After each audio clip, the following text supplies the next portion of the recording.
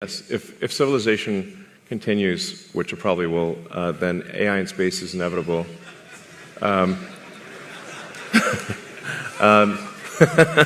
always have to preface that.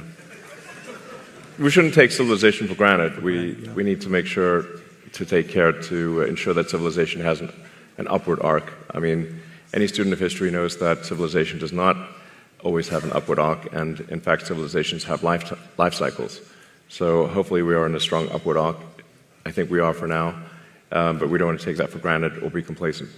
But the way to think of AI in space is that in order to achieve any meaningful percentage of a Kardashev II scale civilization, where you're using even a millionth of the sun's energy, you must have solar-powered AI satellites in deep space. So that once you realize, once you think in terms of a Kardashev II scale civilization, which is what percentage of the sun's energy are you turning into useful work, then it becomes obvious that space is overwhelmingly what matters. Overwhelmingly, the sun only receives roughly 1/2 billionth of the Earth only receives roughly 1/2 billionth of the sun's energy. So if you want to have something that is, say, 1 million times more energy than Earth could possibly produce, you must go into space. This is where it's kind of handy to have a space company, I guess. Sell the book. Easier to cool chips in space, too. Yes. Easier to cool chips in space. Yeah. Yes, there's definitely no water in space, so you're going to have to do something that doesn't involve water. Just hang out. Well, you just got to radiate. That's right.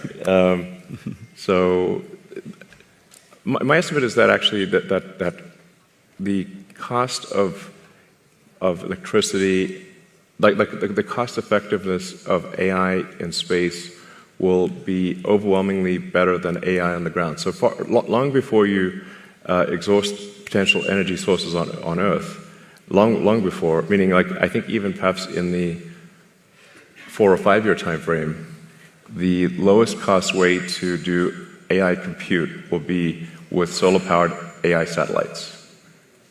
So I'd say not more than 5 years from now. Wow.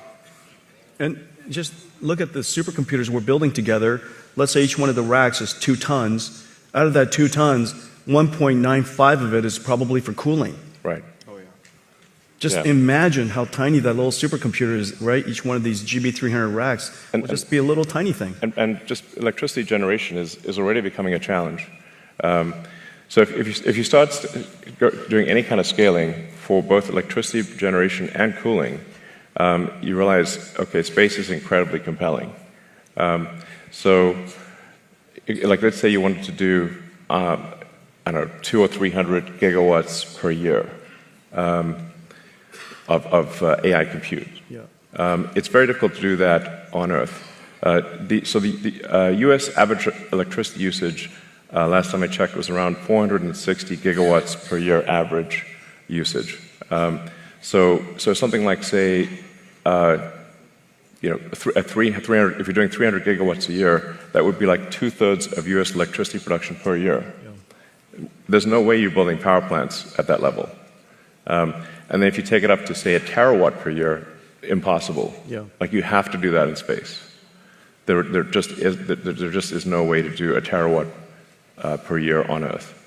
And in space, you've got continuous solar.